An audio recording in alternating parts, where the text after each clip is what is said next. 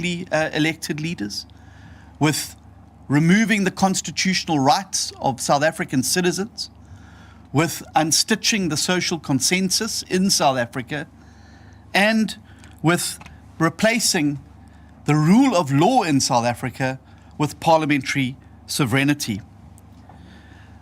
And occupying those benches in Parliament on both the EFF side and the MK side. On the EFF side, we've seen the Matodzi affidavit that has come out this week that has confirmed that it was the EFF and its leaders who were at the very epicenter of the looting of VBS Bank. And let me remind South Africans that this wasn't just a bank robbery. This robbery stole from the poorest of the poor in South Africa. It stole from struggling municipalities, it stole from stokvels, it stole from savings clubs, and it stole from people who had invested their meager life savings in a bank looking for protection. And what was that money spent on? It wasn't spent on a social good. It wasn't spent on projects that would uplift and save the poor. Instead, the money was spent on Louis Vuitton items, luxury items, splurges at the Durban July on champagne and other luxury goods. And it shows very clearly that the EFF have no intention of being the vanguard of the poor.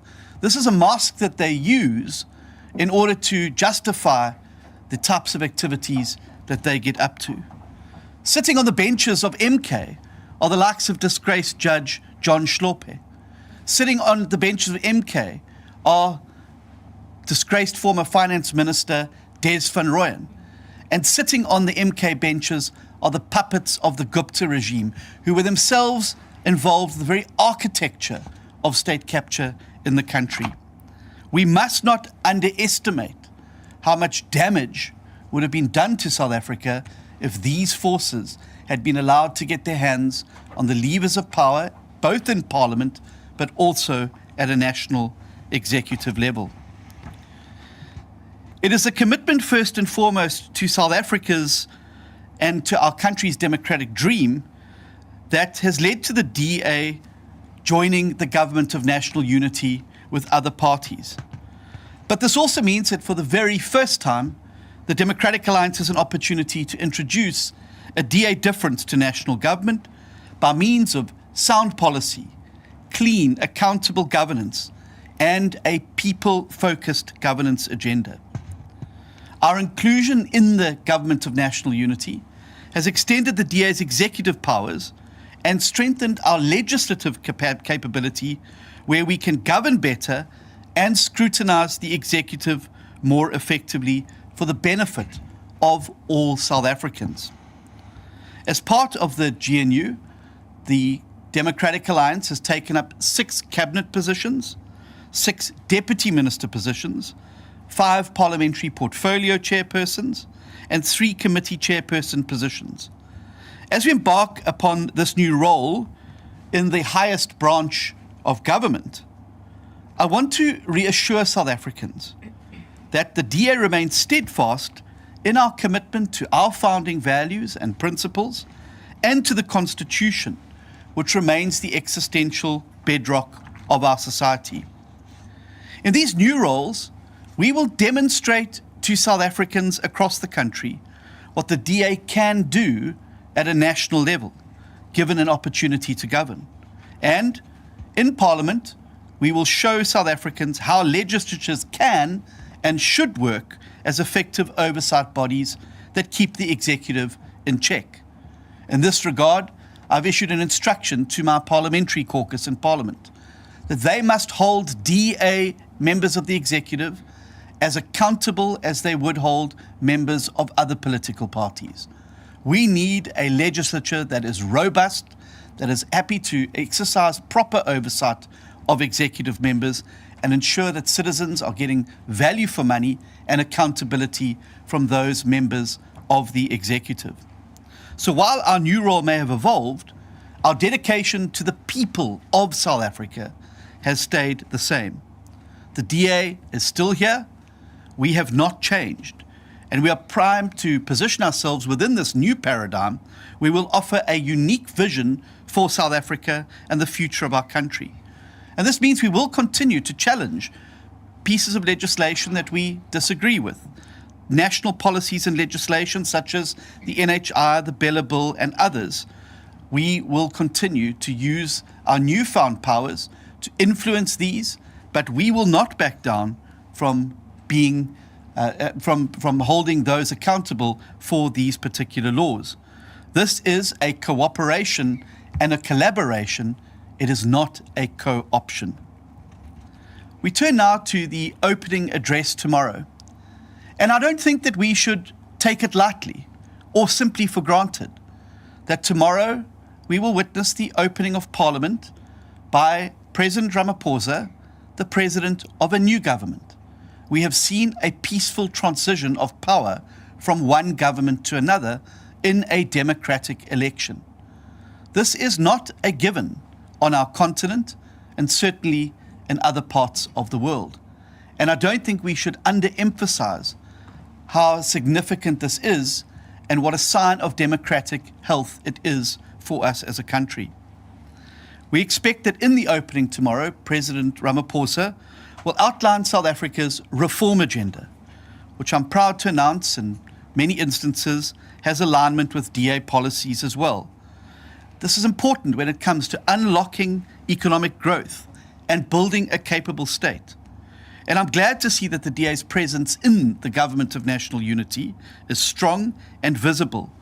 And I trust that the President's address tomorrow will reflect the plurality of voices that now exists in national government, and that he will commit himself wholeheartedly to this necessary policy shift, particularly after the highly successful Cabinet Lekgotla that took place over the last weekend, where consensus, solution finding, and evidence-based research has become the order of the day. In Parliament, the Democratic Alliance is now, in fact, in the strongest position we have ever been to play in the critical oversight role necessary to rescue South Africa. In just a few short weeks since their announcement and election, our ministers and chairpersons have begun with relentless determination the crucial work of rescuing South Africa and turning it around for the better. In this regard, I'm pleased to announce again George Mikalakis will lead our party in the parliamentary environment as the chief whip, and will make sure that the DA caucus there focuses on its task of being a robust oversight role of the executive. As the DA remains an independent party within the Government of National Unity, we remain committed to our core values and principles, and will continue to serve South Africans with integrity, with accountability, and with a relentless pursuit of good governance. In this new chapter, the DA will embrace our newly elevated role in Parliament, and I'm proud to announce the election of Dr. Anneli Lotriet as Deputy Speaker, Werner Horn as House Chairperson, and Dennis Ryder as House Chairperson of Committees in the National Council of Provinces. As challenging as things may be, and as tough as the road ahead to reform will no doubt be, we move forward in this new direction, steadfast in our view that South Africa's best days still lie ahead of it. We look forward to playing our role in a constructive, solutions-oriented way to help that journey move quicker and more assuredly than ever before. The task ahead of the Government of National Unity is massive, and we must not underestimate the devastation and damage of the last 20 years, particularly the years under Jacob Zuma, and the damage that it has done to the institutions of state and to the very infrastructure that we need to use to turn things around. But I am convinced that the Democratic Alliance, bringing our side to the table, our expertise, our talents, our abilities, and our relentless pursuit of excellence for the people of South Africa, is going to stand this government in good stead. We promised in posters that we put in every city and town across the length and breadth of South Africa, that we would do our part to rescue South Africa. And we now intend to set out fulfilling that promise and making sure that at the end of this term of office, that we have a South Africa that is more inclusive, that has a growing economy, that has jobs for more people and opportunities for all, like we've never seen before. That is our commitment to the 3.5 million people who entrusted us with their votes in this last election. But it is a wider commitment to everybody in South Africa that the Democratic Alliance will bring the very best of our talents, our abilities, our experience, and our energy and devotion to bear on making life better for all South Africans, regardless of their political affiliation. We ask South Africans to join us now in this new journey. The time for division and acrimony and recrimination and finger-pointing is past. Our country is in a desperate situation, and it needs the very best of all of us to unite, to work together to get us off this low growth, high debt, high unemployment trajectory and onto a new trajectory of hope, opportunity and change. And we call on all citizens to join us in this journey. A stark choice sits before every citizen at this time in our country. Are you a builder or are you a breaker? The Democratic Alliance has aligned ourselves firmly on the side of those who've chosen to build South Africa. And we hope that many, many more South Africans will join us on this journey to rescue our country and build a better tomorrow for all of us. Thank you very much.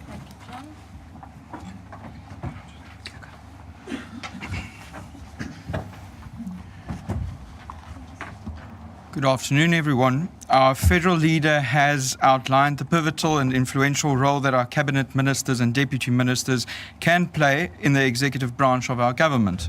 This critical work, however, does not replace the role of the Democratic Alliance in the 7th administration of South Africa's Parliament.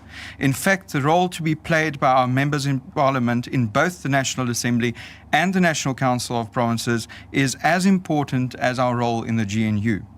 Our presence and influence in Parliament remains significant, and we will use this platform to advocate for policies that promote prosperity, equality and justice for all South Africans. We are dedicated to ensure that the government remains transparent, accountable and responsive to the needs of all the people. We are determined to play our role in restoring the dignity of Parliament as one of the distinct arms of government, independent of the executive and the judiciary. Moreover, we must and will defend our Constitution from any and all attempts to undermine, to weaken, to change without cause, or to minimize the absolute cornerstone role of the Constitution in our democracy. We have, for example, already seen statements from politicians wanting to reopen the debate on Section 25 and the issue of land expropriation without compensation. This matter has already been conclusively dealt with, and we will never condone grandstanding using the Constitution as a political football. We have a blend of experience and youth in both the National Assembly and the National Council of Provinces. It is a blend that we know will defend our Constitution, will hold sacred their oaths of office, and will faithfully fulfill their roles to represent the people of South Africa and hold the executive to account without fear or favour. Thank you.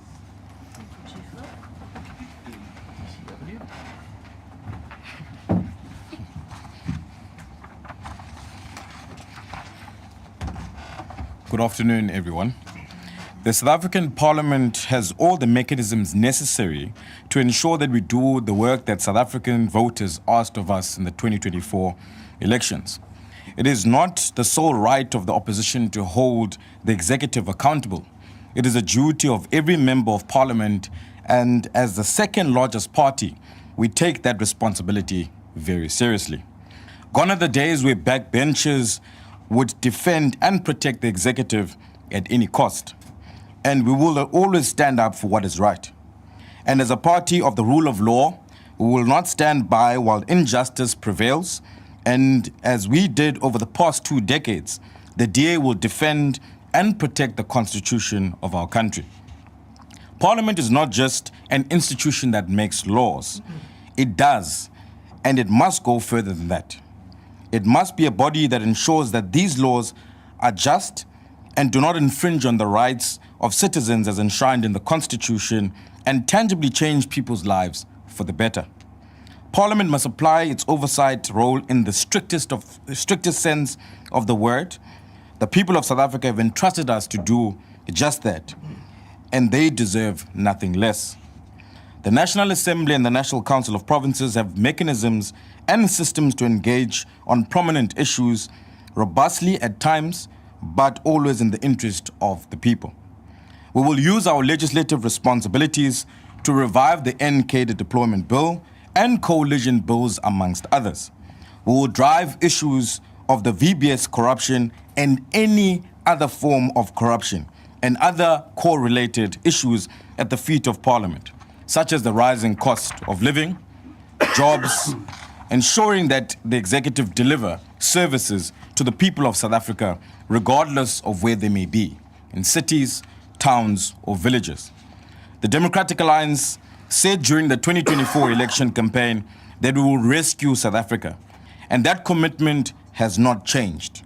We now stand at the brink of a new era where the DA will do everything within its power, whether in the executive or in the National Assembly, the National Council of Provinces, provincial legislatures, metros and municipalities, to indeed rescue South Africa.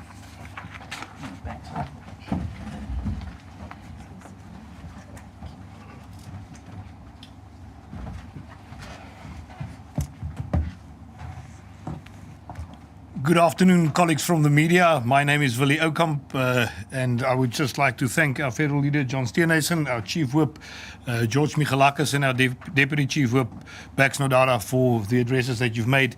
I will now chair the question and answer session. I think the order rules will be that we'll take it, let's say, 3 to 4 questions at a time. If you want to ask a question, raise your hand. The mic will be brought to you. And when you've got the microphone, please just say what your name is, the news outlet that you represent, and also to whom your question is directed. Let's take it 3 to 4 questions at a time, and I will then direct to who must answer those questions. Thank you very much. Any questions? Got it there at the back. 1, 2, 3. Let's take these 3 first. At the back there. Oh, okay. He wants to hold it because I've got 3 questions and he wants to run away if I ask too many. My name is Karine du Plessis. I'm a journalist for the Africa Report. I have, 3 questions, like I said. The one is, Minister Steenhuisen, you said that you would keep on holding the executive to account. How will you navigate the Pala issue if it comes up in Parliament again? If there is a vote of no confidence, how would you navigate that? My second question is the NHI bill. It sounds like at the Cabinet Lekgotla there was some kind of agreement as to how to go forward on this bill. Could you perhaps just give us some details on how you're navigating differences of opinion between parties on that? And my last question is, how is the GNU going? Everything seems to be happy and, I don't know, people are either in shock still after the elections results or it's really going well, like the President said over the weekend. What is your impression? Thank you. Thank you very much. Over here, Christian du Plessis, Netwerk 24. Christian du Plessis, Minister Steenhuisen. My question, I have 2 questions. The first question is, how long do you expect the GNU to last? Do you expect it to last the full 5 terms, and why would you say that? And then when it comes to the Bella bill, that bill is on the President's table to be signed. What will the DA do with regard to the President or the bill? And do you think that this will cause friction within the GNU? Thank you. Another question over there. My name is Bulelani from SABC. Most of my questions are actually asked. Just a small one. Are you now dropping the title of being the official opposition to being the second biggest party? Is that what you want to be referred to going forward? Thanks. Let's take one last question over here.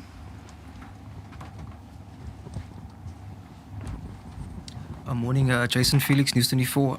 Just a question for you, John. One question, two actually. These expectations that you've that you've told us about, have you expressed this to the president at all? And if so, what was his response to it? And just to latch on to Karin's question, how much and how far do you think you can push DA policy in this new GNU cabinet? Thank you. Right, thank you very much. I'm going to handle the questions as follows. Karin's questions about holding the executive to account in Pala Pala, I will refer to John as well as NHI, and I will refer the question to how it is going to the GNU also to Minister Steenhuisen. John, as we know him. Christian's questions, how long it will last, and the Bella Bill, I will also refer to John.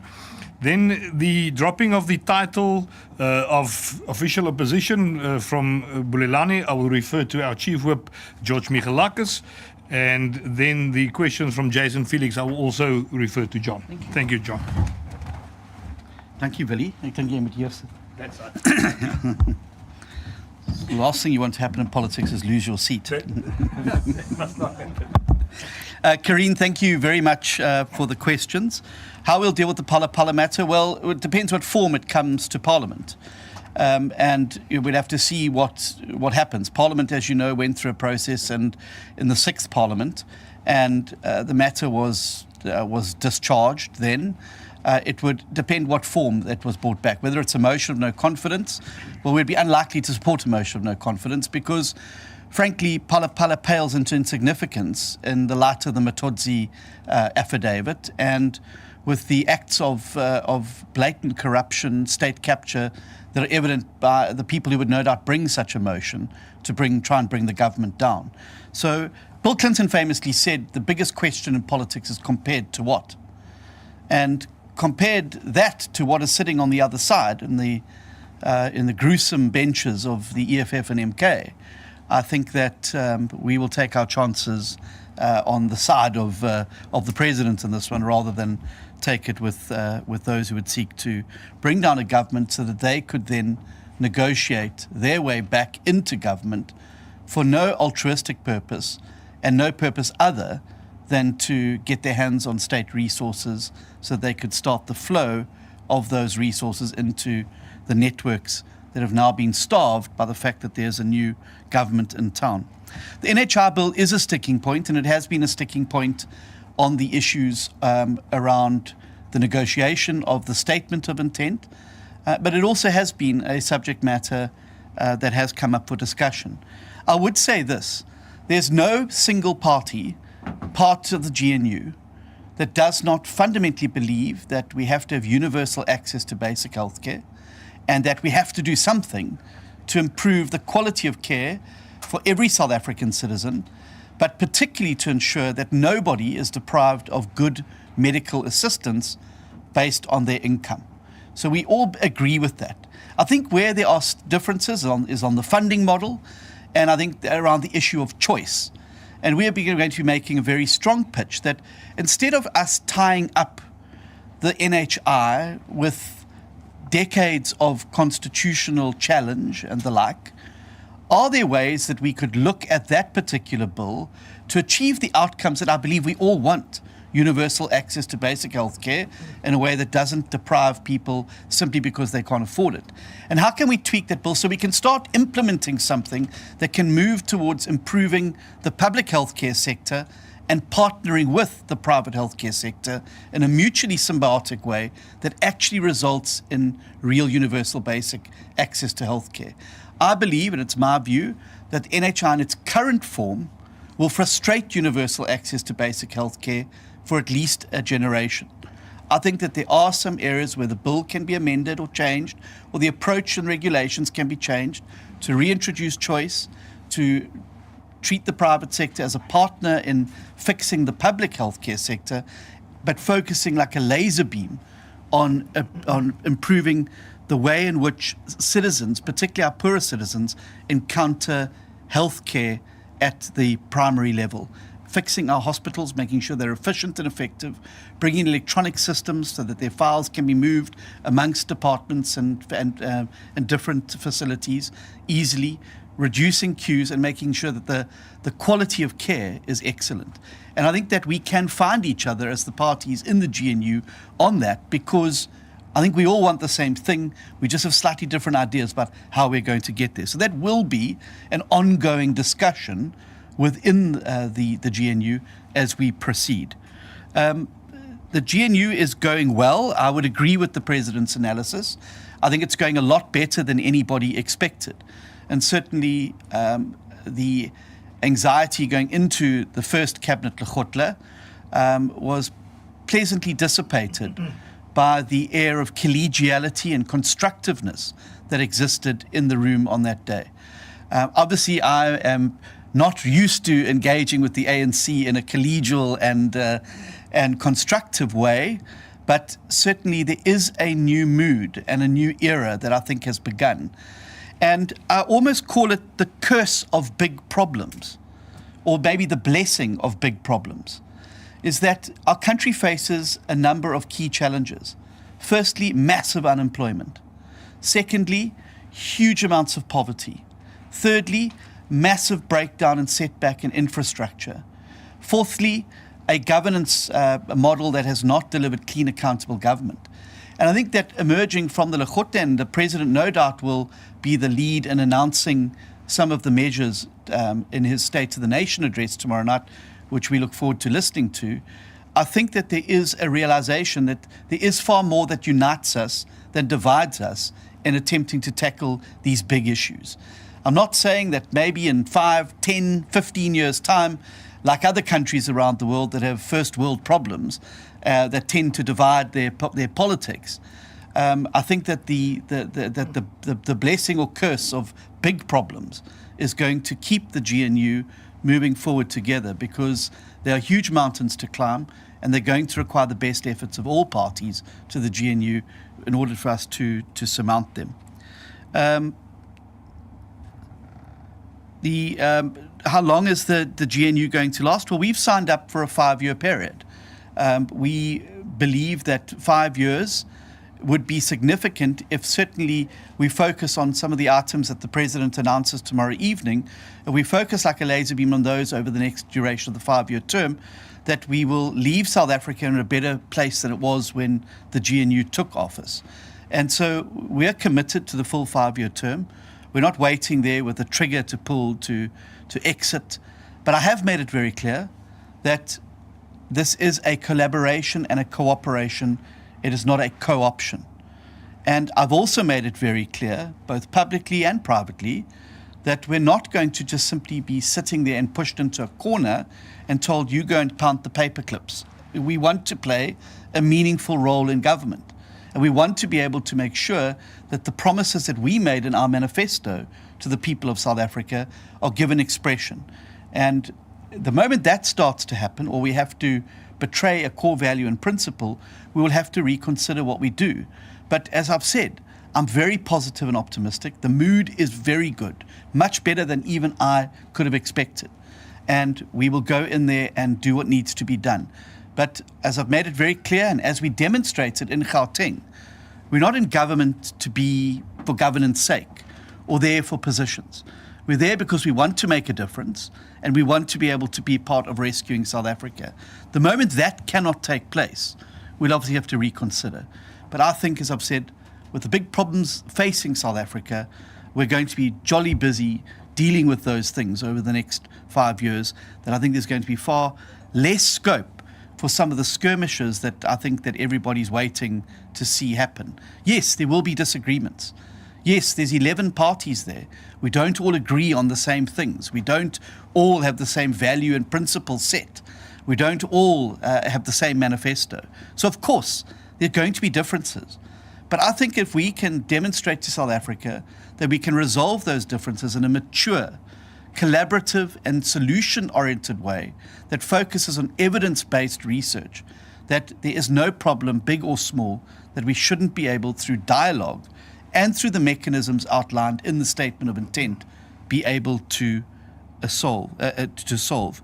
On Bella, I think that Honourable Guarube has already announced on this.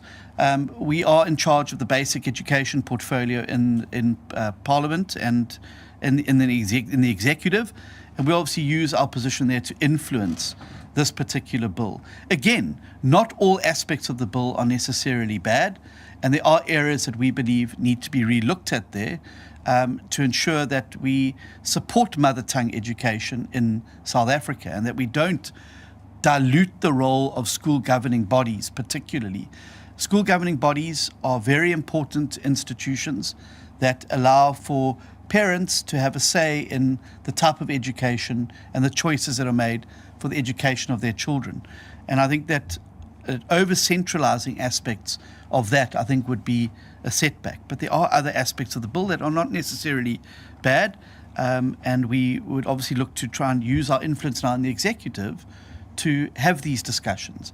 There's a commitment to having these discussions, both on these and on NHI, and we will find each other, I have no doubt, on these things. Jason, my handwriting is so terrible here, I have lost your first question. So, if you don't mind, Sure. it's just the expectations that you've given us today here at the level of the president. Yes. So, yeah. What was his response? Yeah. So obviously at the second one, yeah, what was the second one? just on the how far you Yeah. Okay. Yeah. So yes, we obviously the cabinet Lekgotla, and obviously I don't want to give too much away because the president will be taking the lead on the announcement of that tomorrow. Every minister, every participant was given an open opportunity to say what was on their mind and to put their ideas or view on the way forward there. But I must say that the Department of Performance Monitoring and Evaluation and Minister Ramokgopa particularly had done an excellent job of synthesizing the various manifestos of the parties to the GNU and has produced a document which, by and large, has broad agreement. There are obviously a few issues that we've agreed to send down to work streams and cabinet committees, and I'm sure that will come out in the coming days. But I think that Minister Ramokgopa's department and her had done a very good job of capturing the essence of what the priorities of the government needs to be going forward. Bearing in mind that you cannot do everything in 5 years, and there are going to be trade-offs. But those trade-offs, I believe, will be made in the best interest of firming up a good foundation for growth, for economic recovery, for employment, and for ensuring that there is a social safety net for the poorest of the poor in South Africa to usher them through a period where we need to get the economy moving and growing so that more of them can be brought into employment. So I think there's going to be a very good balancing act between what are the immediate priorities and how do we make sure that we bring South Africans along with us as these reforms start to kick in and we start to see economic growth accelerating, job creation moving forward, service delivery improving, clean government being able to have more money to spend on people rather than money being siphoned out of the system into corrupt networks. So I think that the president's announcement tomorrow night will expand more on what was discussed at the Cabinet Lekgotla, and I think that the plans that were put on the table there have broad buy-in from large parts of the GNU parties, and we have to now work together to make them a reality. How much of DA policy would be there? Well, I think that, as I said, there's a fair synthesis, I believe, of what's going to happen there. There's some of the things we've been calling for a number of years that we're very pleased to see have been included in there, and I think when it is announced, you'll be able to pick out the synthesis. The important thing is that this is not a one-party government. It is a multi-party government of national unity. And the parties to it must see something of themselves represented in the program of government. And as I say, I think Minister Ramokgopa and her team have done a very good job on making sure that is it. I'm very comfortable that DA values and principles and some of the DA programs of action are sufficiently represented in those documents, and no doubt will hopefully come through in the President's speech tomorrow evening, which we are greatly looking forward to as the scene setter for the process going forward to get the Government of National Unity moving at high speed, to rapidly accelerate our economic reforms, and to make sure that we deliver to the people of South Africa on the hope that the GNU has created, that their lives will get better. Thanks. I think I've answered the ones I needed to. George, you were up next. Thank you, John. Just with regards to the question from the SABC with regards to the status of official opposition, look, by definition, the official opposition is the largest party that is not in government. We can't claim that title, but it does not take away from the fact that we are the second largest party in Parliament by some margin, and we very much intend taking up that space in making sure that Parliament functions the way it should and to get Parliament to where it is supposed to again. Thank you. Thank you very much, John and George. Any further questions from the journalists here in the room? Okay. We've received quite a large number of online questions as well that have been forwarded to me. We will unfortunately not be able to handle all of them. We will sit here the whole day. I am going to handle a few of them that has been sent through. If you can just give me time so that I can just quickly look at my notes. There's a question to you, John, that says, what are the DA minister's priorities for your first 100 days? What are the priorities set out for the DA ministers?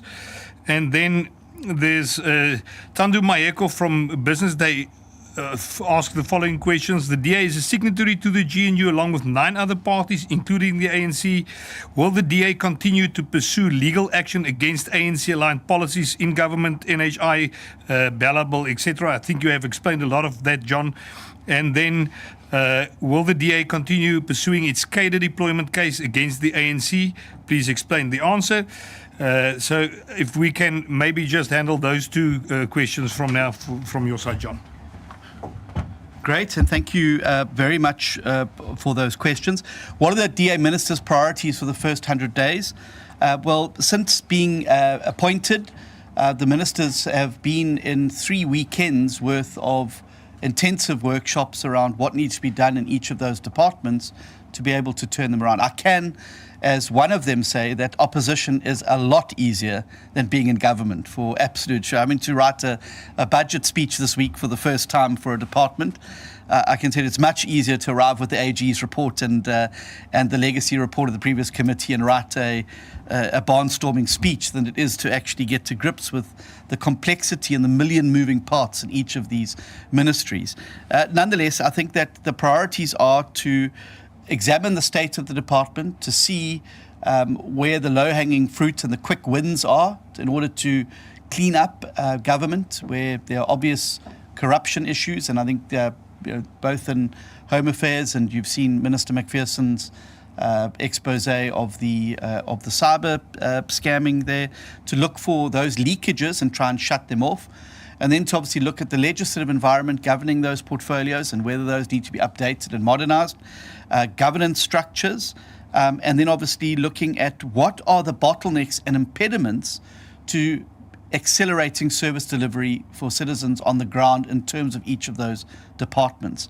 We want the experience of citizens with those departments to be one that they regard as quality, value for money, and a good experience. And so we would want to make that happen. And then obviously look at setting up through a government promise system, a GPS system, the key focus areas for the next 5 years. As I've said, it's not going to be possible to do everything that needs to be done to fix South Africa in the next 5 years. There's a lot to do to reverse 30 years of state capture, of damage to infrastructure, both economically and governance infrastructure, and it's going to take some time. So it is going to have to become a prioritization operation within those departments to where do you focus your attention and resources, what are the things that we need to do to address the big problems so that we're able to create a solid foundation for future governments to layer on to get the reform agenda going forward. Are we going to pursue various cases? Obviously, where we can find each other at an executive level, it's far more preferable to going to court, and far cheaper, I might add. Churchill famously said, jaw is better than war. So if we can talk things through, if we are able to exert some influence on fixing some of these things without having to resort to legal action, we will do that.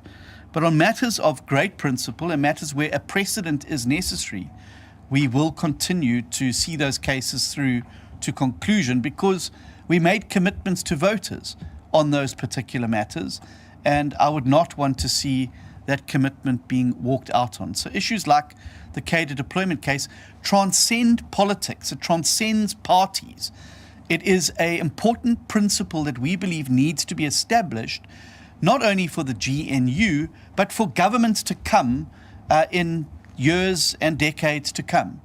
And we would like to see that precedent being created, that cadre deployment in its current form is not constitutional, and that you need to be able to build an effective, non-partisan civil service that will allow you to build a better, capable state that is then able to deliver. So we believe that the cadre deployment case will set a precedent that transcends the parties to the GNU, but gives us an opportunity to be able to set a new benchmark in South Africa for the type of civil service and public service that we would like to see as a legacy for South Africa going forward, so that never again will we see a situation where the state capture was allowed to happen through the cadre deployment mechanism.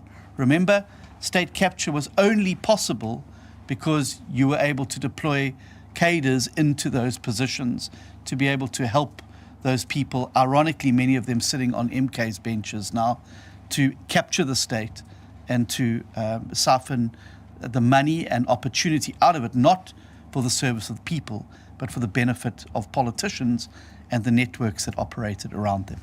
Thank you very much. Thank you very much, John. Colleagues, with regards to the online questions, as I said, there's quite a lot of them, and I do not have all the names of the journalists asking those questions. I'm going to handle them as they come in.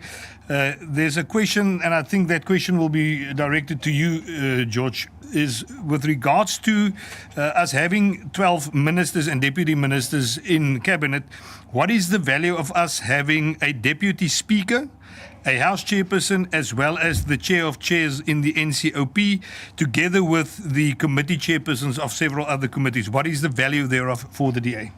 That is directed then to you, George, if you want. John, you can also cut in on that. Thank you very much, Willie. Well, it's quite important. All of these are presiding officers of Parliament. Obviously, when they sit in the chair, they have to be neutral and facilitate the debate. But it's quite important to have that neutrality, but also the presence in making sure that these presiding officers obviously sit on various bodies that run Parliament on a day-to-day basis, and to make sure that not only government works well, but the legislative arm as well. It's quite important to have that influence in that sphere. With regards to the committee chairpersons, it comes to Parliament's role of accountability. The committee chairpersons are the custodians of the work of those committees, and they need to ensure that those ministers and deputy ministers are held accountable. Again, it comes to the accountability role of Parliament, and if we want our democracy to work as effectively as it should, government itself is not the only component that needs to work, neither is the judiciary. Parliament itself should also play that all-important role of oversight, and having committee chairpersons from the DA that know what the role of Parliament is and that will do a competent job is going to play that role in fixing Parliament. Thank you. Thank you very much, George. John, anything from your side on that? I think George covered that. Colleagues, one last online question. Let me first ask, are there any other questions from the floor? It seems that we've answered all the questions from the floor nicely. The last question from the floor, John, again to you is, should there arise conflict within the GNU, how will you approach it in handling that conflict and preventing it from spiraling out? Right.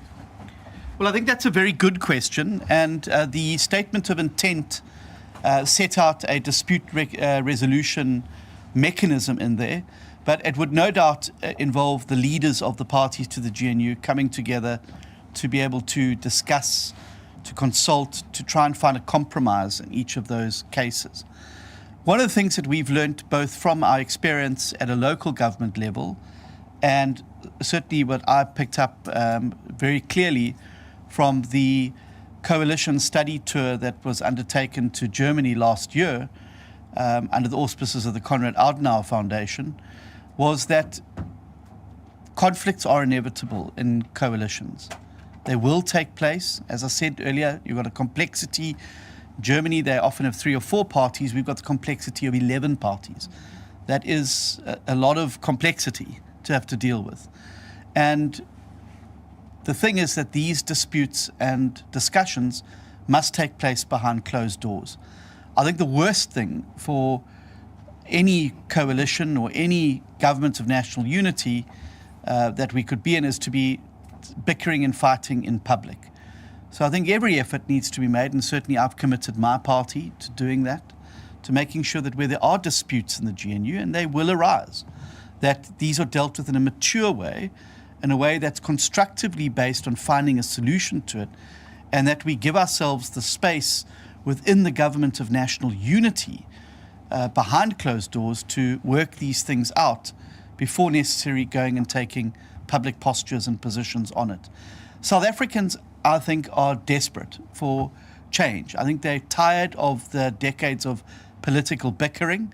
They've seen metros and local government descend into chaos as a result of that. I think that there's a huge burden on the parties to the GNU to demonstrate to South Africans that coalitions and unity governments can work, and that they can work together constructively in the service of the people, not the political parties.